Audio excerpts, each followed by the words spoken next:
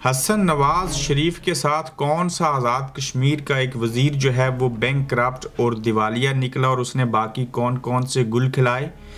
24 नवंबर का मार्च और इस्टेब्लिशमेंट और हुकूमत की अवाम को डराने की कोशिश। अली अमीन गंडापुर की जेल में इमरान खान साहब से मुलाकात का अहवाल। इमरान खान का कौम के नाम कैसा पैगाम जबकि इस्लामाबाद दारुल हुकूमत को बंद कर दिया गया। आज के गोरखधंधा में इस पर बात करेंगे।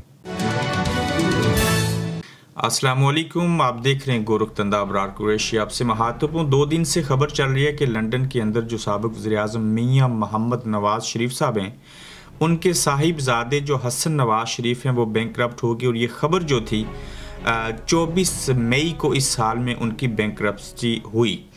अब ये जो बैंकक्रप्ट वो हुए हैं, इसके नुकसानात क्या हैं और ऐसा होता क्यों है, इसके ऊपर बात करने से कबल हम आपको ये खबर दे दें कि जब द गज़ट के मुताबिक उनकी वेबसाइट के ऊपर जाके हमने चेक किया एज ए सहाफ़ी इस चीज़ को कंफर्म किया, और ख़ासकर आज आज़ाद कश्मीर के अखबारात ने भी इस खबर को छापा, तो उसमें पता चला कि आज़ाद कश्मीर हुकूमत के जो मौजूदा वज़ीर हैं जिनका नाम आमिर यासीन है, जो डिज़ास्टर एंड मैनेजमेंट की वजारत अपने पास रखते हैं, ये मसूफ़ जो हैं इन्होंने भी इंग्लैंड के अंदर बड़े बड़े डिज़ास्टर किए।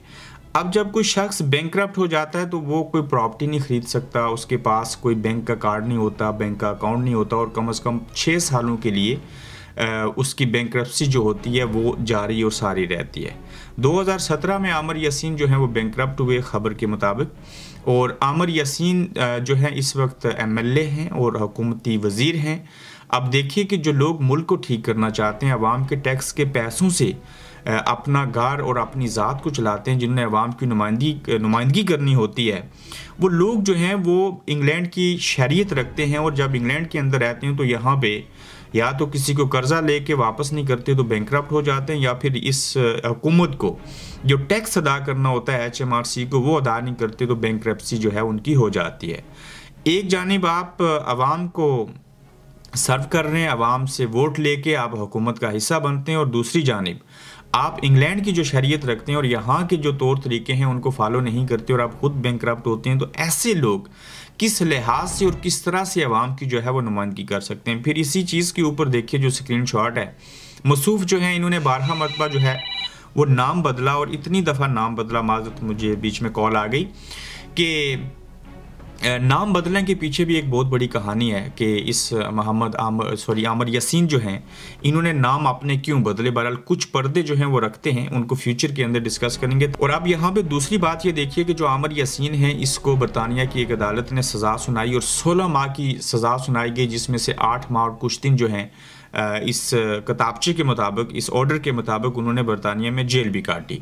कुछ और चीज़ें भी हैं जो एक केस के साथ लिंक हैं और उनको हम मुस्तकबिल के अंदर डिस्कस करेंगे। ताहम सिर्फ हसन नवाज शरीफ साहब जो हैं वही बैंकक्रप्ट नहीं हुए, बल्कि आज़ाद कश्मीर के जो डिज़ास्टर और मैनेजमेंट के वज़ीर हैं, इनके बरतानिया के अंदर ऐसे डिज़ास्टर हैं जो इन्होंने किए हैं, और मसूफ़ जो हैं वो बैंकक्रप्ट हुए थे। अब उनकी क्या सिचुएशन है, वो खुद चाहें तो अपना मौक़िफ़ दे सकते हैं, अपने ख़यालात का इजहार कर सकते हैं। ये इन शाया खबरों के मुताबिक वो क्या सोचते हैं, अपना मौक़िफ़ क्या देना चाहते हैं, वो चाहें तो बयान कर सकते हैं। ताहम सिर्फ हसन नवाज शरीफ जो हैं वो बैंकक्रप्ट नहीं हुए, उनके साथ साथ आमिर यासीन पाकिस्तान पीपल्स पार्टी के MLA और मौजूदा हुकूमत के वज़ीर जो हैं वो बरतानवी शरीयत रखते हुए ये खबर है कि वो भी बैंकक्रप्ट हो चुके हैं, और उन्होंने यहाँ इंग्लैंड के अंदर सज़ा भी काटी है। अब ये देखना होगा कि जो सज़ा उनको हुई थी आज से चंद साल कबल, क्या उन्होंने जब कागजात नामज़दगी जमा करवाए थे, जब वो इलेक्शन लड़े थे, उनके जो रूल्स एंड रेगुलेशन होते हैं, क्या उसमें वो सज़ा का जिक्र किया था, क्या उस सज़ा का जिक्र करना ज़रूरी था, क्या इनके ख़िलाफ़ कोई रेफरेंस दायर हो सकता है, क्या इनको बतौर मेंबर असम्बली हटाया जा सकता है, क्या इन्होंने कागजात नामज़दगी जमा करवाते हुए जिन चीज़ों का उस फॉर्म के अंदर जिक्र करना था वो किया या नहीं किया। ये बेशुमार सवालात जन्म लेते हैं। कुछ वजूहात हैं जिसकी बुनियाद जिसको बना के हम मुस्तकबिल करीब में कम से कम 30-40 एपिसोड करेंगे इन लोगों के ऊपर, और आपको और ऐसी खबरें देंगे जिससे आप सुनेंगे, समझेंगे, और आपको अवेयरनेस आएगी कि ये लोग किस तरह की चीज़ें माजी में करते रहे और अब इस वक्त क्या हो रहा है, और मुस्तकबिल करीब में बरतानिया की अदालतों के अंदर किस तरह की चीज़ें होंगी। तो आज़ाद कश्मीर के ये वज़ीर जो हैं ये बैंकक्रप्ट हो चुके हैं। जिन लोगों ने पाकिस्तान के अंदर मियां मोहम्मद नवाज शरीफ साहब को उम्मीद पाकिस्तान के नाम से लेके गए, वो 3 दफ़ा के साबिक़ वज़ीर-ए-आज़म हैं। बेशक उनको इस्टेब्लिशमेंट ने वज़ारत-ए-उज़्मा से 12 मरतबा हटाया, मार्शल लॉ लगा दिया, मुल्क बदर कर दिया, जेलों में डाल दिया। वहीं पे जो उम्मीद पाकिस्तान बन के गए थे मियाँ मोहम्मद नवाज शरीफ साहब और उनके जो साहबजादे हैं, वो जब इंग्लैंड के अंदर दिवालिया हो जाते हैं, बैंकरप्ट हो जाते हैं, तो आप इमेजिन कीजिए कि इसका इम्पैक्ट जो है एक साबिक़ वज़ीर-ए-आज़म, एक सियासतदान का बेटा, एक मौजूदा वज़ीर-ए-आज़म का भतीजा और चीफ मिनिस्टर पंजाब का अगर भाई इंग्लैंड के अंदर बैंकरप्ट होता है और वो टैक्स अदा नहीं करता, तो इससे इस बात का अंदाज़ा लगाइए कि ये लोग कितने मुखलिस होंगे उन चीज़ों के साथ जो इस वक्त इनके ऊपर ज़िम्मेदारियाँ पड़ी हैं। और ये एक बहुत बड़ी खबर है कि जिन्होंने मुल्क को दिवालिया होने से बचाना था वो खुद दिवालिया हो चुके हैं। तो ये बड़ी फ़िक्र वाली बात है कि ऐसे क्यों हुआ। 24 नवंबर का मार्च हो रहा है, इमरान खान साहब ने पैगाम भी दिया है और अली अमीन गंडापुर और इमरान खान की मुलाकात भी हुई है। सबसे पहले आते हैं मुलाकात के ऊपर और फिर हुकूमत और इस्टेब्लिशमेंट कैसे अवाम को डरा रहे हैं, इसके ऊपर बड़ा तफसीली मैं बात करूंगा। अली अमीन गंडापुर देखिए इमरान खान साहब से आज मिले और 1.5 से 2 घंटे की मुलाकात हुई। और दूसरी जानिब आप देखिए कि चंद दिन कबल जब लोग अडियाला जेल 5 लोग मिलने के लिए गए, जिसमें सलमान अकरम राजा और दीगर लोग शामिल थे, उन्हें मुलाकात नहीं करने दी गई। और अब अदालती हुक्म के बावजूद अगर वो नहीं मिल सके थे तो आज अदालत का हुक्म भी नहीं था और उसके बावजूद क्या हुआ कि अली अमीन गंडापुर की मुलाकात हो गई। और इससे ये तासर दिया जा रहा है और ये बात बयान की जा रही है कि अली अमीन गंडापुर से इस्टेब्लिशमेंट ने रब्ता किया और इस्टेब्लिशमेंट के कहने के ऊपर इस्टेब्लिशमेंट ने ही इमरान खान से अली अमीन गंडापुर को मिलवाया है। और वहाँ पे क्या बातें हुई होंगी, ज़ाहिर हम मौजूद तो नहीं थे, लेकिन यही हुआ होगा कि आप एहतजाज मोखर कर दीजिए, आप ऐसा कर दीजिए। पिछली बार जब अली अमीन गंडापुर चले गए थे तो बुशरा बेगम को हमने छोड़ दिया था, बदले में आपको ऐसा रिलीफ दे देंगे। ताहम इमरान खान साहब ऐसी कोई बात नहीं मानेंगे। अली अमीन गंडापुर के पास कोई इख्तियारात नहीं हैं, वो चीफ मिनिस्टर ज़रूर हैं लेकिन एहतजाज को वो लीड नहीं करेंगे। नौजवान एहतजाज को लीड करेंगे जो ISF के नौजवान हैं, बाकी क़यादत करेगी। और आप वाज़ेह तौर के ऊपर देख सकते हैं कि 24 नवंबर का मार्च या एहतजाज जो है उसके असूल के लिए किस तरह से पाकिस्तान तरीके इंसाफ के अंदर जो है वो इख्तलाफात हैं। बाज़ लोग चाहते हैं ऐसे किया जाए, बाज़ समझते हैं कि ऐसे नहीं करना चाहिए। तो ये जो लोग ना करने वाले हैं वो एक ऐसा दड़ा है जो इस्टेब्लिशमेंट की बात ज़्यादा सुनता है। और इमरान खान साहब अगर कोई हुक्म दें तो यकीनन वो उसको कम फॉलो करते हैं। तो बिल्ली थैले से बाहर ज़रूर निकलेगी, आहिस्ता आहिस्ता निकलेगी, लेकिन थोड़ा वक्त लगेगा। जहाँ पे 24 नवंबर का एहतजाज है और वहीं पे आप देखिए कि पहली दफ़ा इस्लामी जमहूरिया पाकिस्तान दुनिया का वाहिद मुल्क है जहाँ पे हुकूमत और इस्टेब्लिशमेंट मिल के और जो इदारे हैं वो धमकियाँ दे रहे हैं। आप उसमें मोहसिन नकवी साहब को वज़ीर दाखिला बतौर देखें, फैसल वाडा साहब को देख लीजिए, वो कह रहे हैं कि कोई बाहर आएगा तो हम उसको उल्टा लटकाएंगे, उसके सर के ऊपर गन तानी जा सकती है, ये चीज़ हो सकती है, हम उसका पासपोर्ट कैंसिल कर देंगे, हम उसका शनाख्ती कार्ड कैंसिल कर देंगे, हम अगर कोई वो मुलाजिम है उसकी नौकरी ख़त्म कर देंगे, अगर कोई स्टूडेंट है तो वो पढ़ नहीं सकेगा। मैं आपको इंग्लैंड की मिसाल देता हूँ, मुझे अच्छा खासा टाइम हो गया इंग्लैंड में भी रहते हुए, और इससे पहले जो 60 सालों से लोग बरतानिया में रह रहे हैं, इन्होंने इसी इंग्लैंड में रहते हुए इसी इंग्लैंड के खिलाफ जब इराक वार हुई तो इंग्लैंड के खिलाफ मुसलमानों ने एहतजाज किया। फ़लस्तीन के मामले के ऊपर एहतजाज होता है, कश्मीर को आज़ाद करवाने के लिए यहाँ एहतजाज करते रहे, सारी चीज़ें हुई, लेकिन कभी इन कश्मीरियों को, पाकिस्तानियों को या दुनिया के किसी भी मजहब और मुल्क के बंदे को ग्रेट ब्रिटेन ने ये नहीं कहा कि हम आपका BRP कार्ड कैंसिल कर देंगे, आपकी शरीयत कैंसिल कर देंगे, हम आपको जो खुलफा राशिदीन के दौर के जो बेनिफिट्स देते हैं वो ख़त्म कर देंगे। और ये मुसलमान होते हुए अपने मुल्क के लोगों को ऐसा कह रहे हैं, जबकि इंग्लैंड दूसरे मुल्क के हम लोग हैं वो उनको ऐसे नहीं कहता। तो इस रियासत के पास इतना सर के अंदर खौफ दब चुका है, वो अपनी हरकतों से इस कदर मजबूर और लाचार हो चुके हैं कि वो जैसे कोई किसी को रिश्ता ना दे या किसी के साथ नाचाकी हो तो वो क्या करेगा कि जादू टूना कर देगा, किसी के ऊपर तेजाब फेंक देगा, किसी को अगवा कर लेगा। तो इसी तरह से ये जो रियासत थी, ये जो माँ जैसी रियासत कहलाती थी, ये आप इतनी ब्लैकमेलिंग के ऊपर आ चुकी है, इतनी मजबूर, लाचार और बेबस हो चुकी है कि लोगों को धमकी लगा रही है, अपने ही अवाम को धमकी लगा रही है।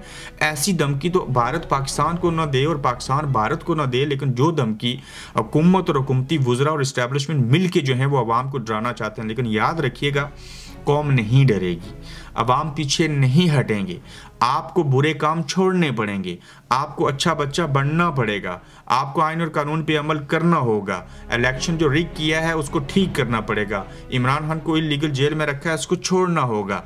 जब तक आप अपनी अना नहीं मारेंगे, ये जिद नहीं छोड़ेंगे, कौम नहीं डरेगी। एक ही बात से आप डरते हैं, साजिद माजिद वाजिद देखना कहीं लोग जमा तो नहीं हो गए। आप कहते हैं ना कोई 50 बंदे ले आए तो मैं पता नहीं कान पकड़ लूंगा, जैसे फैसल वाडा कह रहे थे, मोहम्मद मीर साहब के प्रोग्राम में। मुझे हैरत होती है, ये लोग इनको बुलाते हैं तो इनसे सच क्यों नहीं पूछते।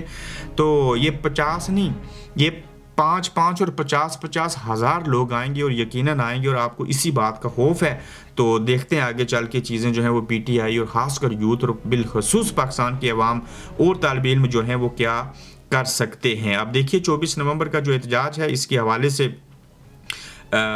PTI के एहतजाज में शामिल होने वालों के शनाख्ती कार्ड और पासपोर्ट मनसूख करने, मोबाइल के जो सिम्स हैं उसको ब्लॉक करने का फैसला, और एहतजाज में शरीक तालिब इल्मों की तालीमी असनाद मनसूख की जाएंगी। एहतजाज करने वालों को तालीमी इदारों में दाखिले नहीं मिलेंगे। लोगों, अगर ऐसे आपके खिलाफ होता है तो ये घाटे का सौदा नहीं है। पाकिस्तान के नौजवानों, बाहर निकलो और इनकी औकात और असलियत क्या है और हकीकत क्या है, इनकी इसी धमकी से इस वजह को देख के सामने रखो कि ये डरे हुए लोग हैं, सहमे हुए लोग हैं। इनको भी पता है अवाम असल में ताकत का सरचश्मा है। सोशल मीडिया पे आपने इनकी तबाही की है, दिलों के अंदर इनके लिए नफरत पैदा हो चुकी है। अब अमली काम करो और इनको बताओ कि आप बांग्लादेश और श्रीलंका की तरह जीते जागते लोग हो, आपका ज़मीर जिंदा है। इसमें कोई PTI का कंसेप्ट नहीं है। इसमें आप बतौर कौम बाहर निकली और अपना जो हाल है वो कीजिएगा। आज़ाद कश्मीर में भी एहतजाज और काला कानून मुस्तरद। रावला कोर्ट के अवाम का जम गफीर और काले कानून की मनसूखी के लिए अवाम सरापा एहतजाज हैं। आज़ाद कश्मीर में भी हुकूमत ने तनकीद को जुर्म करार देने के बाद अब अवामी जो इज्तिमा थे, जो एहतजाज था, उस पर पाबंदी आयद की है। जिस एहतजाज के करने पर पाबंदी आयद की है उसी पाबंदी के खिलाफ एहतजाज हो रहा है। तो आप इसी बात से अंदाज़ा कर लीजिए कि एहतजाज करने पर जो 7 साल की कैद थी, आप रावला कोर्ट के 10,000 लोग जो बाहर निकले, सुनाइए इनको 7 साल कैद की सज़ा। मैं कहता हूँ आप ऐसे नहीं कर सकते। अगर आप ऐसे करेंगे तो आपके पास तो जेल के अंदर इतनी कैपेसिटी भी नहीं है उनको रख सकें या थानों में रख सकें। तो ऐसे आप काम मत कीजिए जो हिटलर के दौर की याद को ताज़ा करें। और जॉइंट अवामी एक्शन कमेटी की पुरअसर एहतजाज मुहिम और अशराफिया की मराहत ख़त्म करने के मुतालबे से खाइफ। अनवार उल हक हुकूमत आइन और अखलाकियात के बुनियादी हकूक़ के बरखिलाफ कानून बना रही है, ये कहा जा रहा है। आज़ाद कश्मीर की जो सिविल सोसाइटी है, जो लोग हैं, उनकी जानिब से कि ये आप गलत कर रहे थे, आज भी गलत कर रहे हैं और इन चीज़ों को आपको वापस लेना पड़ेगा। इमरान खान साहब ने कौम के नाम बड़ा लंबा चौड़ा पैगाम भेजा, मैं इसको आखिर पे पढ़ना चाह रहा था। इमरान खान का कौम के नाम पैगाम यह है कि इमरान खान 24 नवंबर एहतजाज बारे अहम पैगाम देते हुए कहते हैं कि गुलाम कौमें अपनी मौत आप मर जाती हैं, इसलिए हमें बैसियत कौम मौत को गुलामी पर तरजीह देनी होगी। 24 नवंबर की कॉल सिर्फ तहरीक इंसाफ के लिए नहीं बल्कि पूरी कौम के लिए है। पूरी कौम का फ़र्ज़ है कि वो इस जुल्म के खिलाफ बाहर निकले। जिस तरह आप लोग 8 फरवरी को हर मुश्किल के बावजूद अपने वोट की ताकत का मुजाहरा करने बाहर निकले थे, और इसी जज्बे से 24 नवंबर को भी बाहर निकलें। तहरीक इंसाफ के कारकुनान के साथ जबरी गुमशुदगियों, फस्तायत और तशद्दुद का एक पूरा सिलसिला जारी है, जिसमें अभी तक किसी को इंसाफ नहीं मिला। और पंजाब हुकूमत और पुलिस ये कहकर जान छुड़ा लेती हैं कि हमें ऐसा करने को फौज कह रही है। तो ये इमरान खान साहब का वाज़ह पैगाम है कि कौम बनी है, अब PTI की सिर्फ ज़रूरत नहीं है। इस्लामाबाद को 2 माह के लिए बंद किया गया और PTI के मार्च से निपटने की तैयारियां शुरू।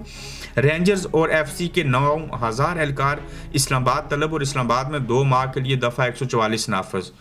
क्यों फौज को बुला रहे हैं, क्यों FC एहलकारों को बुलाया, कहाँ पे है पुलिस, क्यों बीच में मुदाखलत करते हैं, क्यों सियासत के अंदर आते हैं? इसका मतलब कि ये जंग अवाम की फ़ौज के साथ है, हुकूमत के साथ नहीं है।